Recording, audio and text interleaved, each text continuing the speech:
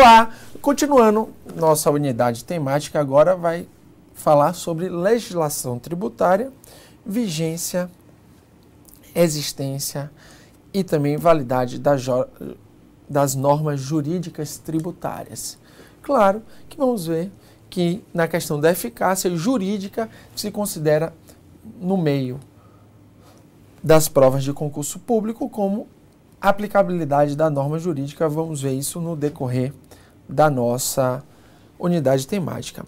Iniciando a questão, fazendo uma introdução ao conceito de legislação tributária, verifica-se que a legislação tributária tem um conceito elástico. O conceito de legislação tributária está disposto no artigo 96 do Código Tributário Nacional. E por que elástico? Porque abrange não só as leis, e aí a Constituição, a lei complementar, a lei ordinária, a medida provisória e a lei delegada, mas também atos infralegais. Sempre salientando que medida provisória e lei delegada, por exemplo, tem força de lei ordinária. Agora, os atos infralegais, como decretos, regulamentos, portarias, avisos, circulares, instruções normativas da Receita Federal, são atos abaixo da lei e compõem o conceito de legislação tributária, e isso é importante porque, por exemplo, as obrigações tributárias acessórias decorrem da legislação tributária e o prazo para pagamento do tributo também decorre da legislação tributária, sendo assim, tanto as obrigações tributárias acessórias como o prazo para pagamento podem ser fixados por meio de atos infralegais. Então, vamos iniciar no conceito de legislação tributária, que, como eu disse, compreende as leis, os tratados e as convenções internacionais. Essas leis você tem que interpretar no sentido que abrange tanto a Constituição, né, que é a lei constitucional, como a lei ordinária, como a lei complementar, como também medidas provisórias e leis delegadas. Medidas provisórias e leis delegadas estão no conceito de legislação tributária. E aí vem os atos infralegais, como os decretos e as normas complementares que versem no todo ou em parte sobre tributos e relações jurídicas a eles pertinentes. Vamos ver quais são essas normas complementares, como decisões administrativas definitivas. Vamos ver também a questão dos costumes, que são os atos reiteradamente praticados pela autoridade administrativa fiscal, que fazem parte do conceito de legislação tributária. Então, como eu disse, o conceito de legislação tributária é um conceito elástico e exemplificativo, ou seja, ali, quando o artigo 96 define, ele apenas exemplifica. Você pode colocar também dentro do conceito as instruções normativas, os avisos e as circulares, por exemplo. Então, enquanto o conceito de lei, no mesmo código, ele é mais restritivo e não compreende as normas infralegais, tais como decretos regulamentares e também normas complementares. O que quer dizer isso? Isso é importante para fins de legislação tributária. Quer dizer que quando o Código Tributário Nacional se refere à legislação, abrange decretos, abrange regulamento, abrange instruções normativas, mas quando ele se refere à lei, não abrange atos infralegais, ok? Vamos nessa. Veja que o sistema tributário nacional, isso é importante, é regido pelo disposto na Constituição Federal, em leis complementares, em resoluções do Senado Federal também fazem parte das fontes do direito tributário e nos limites das respectivas competências em leis federais, nas constituições e leis estaduais e em leis municipais, conforme o artigo 2º do CTN, adaptado à nossa realidade atual. E aí, temos que estudar as classificações da legislação tributária. A primeira classificação é uma classificação cobrada em prova, né, que divide as fontes tributárias em fontes primárias e fontes secundárias. Né? Fontes primárias e os atos normativos secundários ou fontes secundárias. Então, as fontes primárias têm um papel de proporcionar uma maior eficácia à execução. As fontes, né, secundárias têm um papel de proporcionar uma maior aplicabilidade das fontes primárias. Vamos ver aí as fontes secundárias como os atos infralegais e as primárias como os atos que decorrem diretamente do texto da Constituição. Vejamos, são fontes aí consideradas primárias segundo a nossa doutrina: a lei constitucional, leis complementares, leis ordinárias, leis delegadas, medidas provisórias, tratados e convenções internacionais ratificados por decretos legislativos do Congresso Nacional, resoluções do Senado e convênios do ICMS, ou seja, os convênios interestaduais que estabelecem benefícios fiscais do ICMS através, regulado pela Lei Complementar 24 de 1975. Então, essas fontes são primárias ou atos primários porque decorrem diretamente do texto da Constituição. A Constituição estabelece competências constitucionais que são delineadas, que são estabelecidas por estas fontes. Já veja que essas fontes primárias são igualmente designadas de instrumentos primários, como eu falei, eis que são regras inaugurais do sistema jurídico, ao contrário das fontes secundárias que têm hierarquia inferior à lei e devem obediência às fontes primárias, ou seja, as fontes ou atos secundários são atos infralegais. Vejam, são fontes secundárias do direito tributário. Primeiro, decretos regulamentares e as normas regulamentares disciplinadas no artigo 100, que vamos ver logo, inclusive a vigência dessas normas complementares são bem cobradas em concursos públicos nos termos do artigo 103, que traz a vigência das normas regulamentares. Vamos ver isso em breve.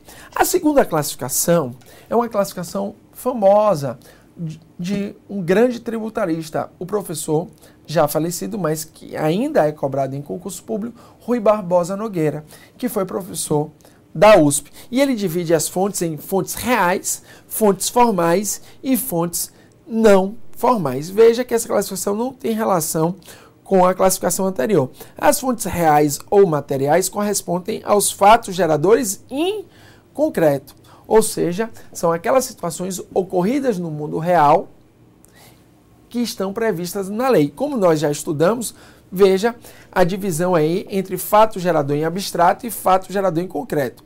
Quanto o fato gerador em abstrato é a hipótese de incidência, também denominada de hipótese tributária ou pressuposto legal do tributo, é o fato gerador em abstrato a previsão legal abstrata em lei. Já o fato gerador em concreto, que é a fonte real do direito tributário, ela decorre desse acontecimento no mundo dos fatos. É um fato da vida, é um fato real, que também é chamado de fato imponível, fato jurídico tributário, hipótese de incidência realizada e facto tributário. Veja que é o acontecimento na vida real.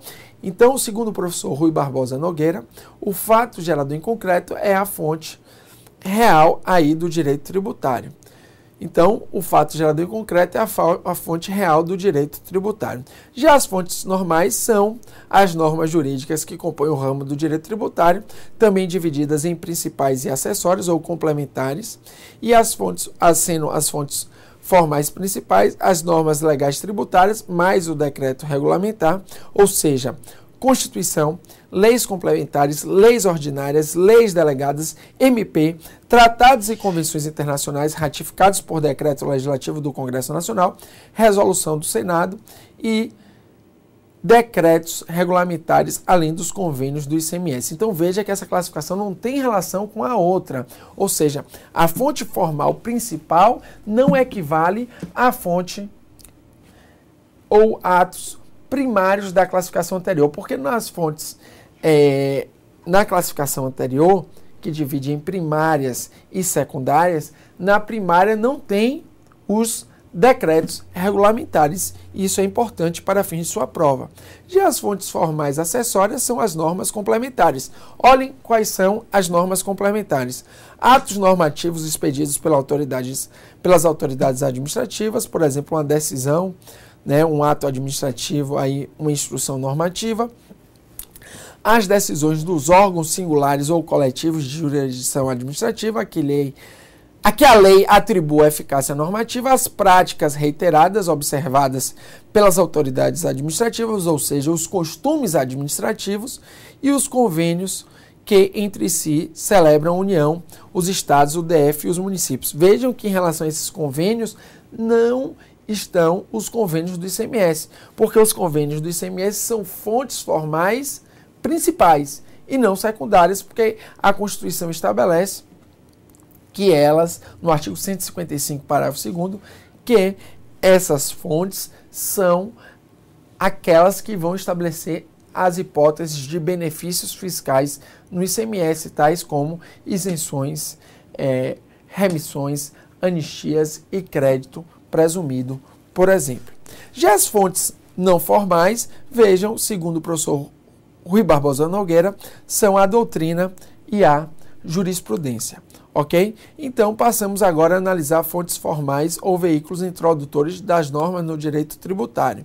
Que o primeiro ponto aí que tem que se analisar é o artigo 97 do CTN, que no âmbito do CTN, no âmbito da legislação infraconstitucional, estabelece o princípio da legalidade tributária e diz que apenas a lei pode estabelecer instituição de tributos ou a sua instituição de tributos ou a sua extinção. Então, veja, tanto criação de tributos como extinção de tributos somente por lei. Majoração de tributos ou sua redução, ressalvada o disposto no texto da Constituição, que estudamos aqui no princípio da legalidade, por exemplo, o artigo 153, parágrafo 1º, que diz que o Poder Executivo pode elevar as alíquotas do imposto de importação, do imposto de exportação, do IPI, do IOF, nos termos da lei, ok?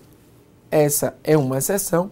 A definição do fato gerador da obrigação tributária principal e o seu sujeito passivo, também somente lei. Fixação de base de cálculo e de sua alíquota, ressalvado o disposto no texto da Constituição. E aqui é fundamental, a ressalva atualmente, segundo a jurisprudência do Supremo, é apenas em relação à alíquota. Não existe ressalva à base de cálculo. A base de cálculo tem que ser sempre por lei, ou seja, alteração de base de cálculo que majore o tributo apenas por lei. Agora, se for alteração de base de cálculo para uma simples atualização do valor monetário, aí pode ser por decreto. Agora, alteração de base de cálculo que onere o contribuinte, que aumente o tributo, aumente de forma real o tributo, apenas por lei, segundo o Supremo atualmente.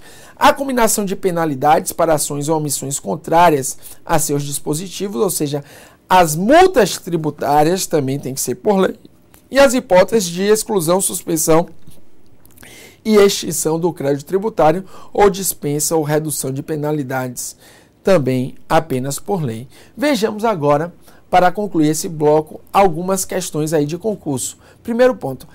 As penalidades por descumprimento de obrigações acessórias podem ser estabelecidas por atos infralegais. Errado. Não é? Por quê? Porque as sanções, as multas, somente por lei. Você viu aí que é combinação de penalidades apenas por lei, então não pode ser por ato abaixo da lei, não pode ser por decreto ou por regulamento, por exemplo. Somente a lei pode estabelecer a majoração de tributos ou a sua redução. Veja que existe, errado também esse enunciado, existem exceções. Por exemplo, no restabelecimento de alíquotas da CID Combustíveis. Nesse restabelecimento de alíquotas, segundo o artigo 177, parágrafo 4º da Constituição, é possível que o Poder Executivo o faça por meio de decreto regulamentar. É importante realçar aí que se equipara a majoração do tributo à modificação de sua base de cálculo que importe em torná-lo mais oneroso e que não constitua, e que também, ou seja, se altera a base de cálculo do tributo e torna ele mais oneroso, quer dizer que foi alterado acima do índice de inflação. E se foi alterado acima do índice de inflação, houve um aumento do tributo apenas por lei. Agora, não constitui majoração de tributo a atualização do valor monetário da respectiva base de cálculo. E essa atualização de acordo com o índice de inflação. Então, veja essa questão para concluirmos, a simples atualização monetária não se confunde com a majoração de tributo. Perfeito, correto, esse enunciado do concurso de procurador de Pernambuco. E o que é a simples atualização do valor monetário? É seguir o índice oficial de inflação, ok? Um forte abraço.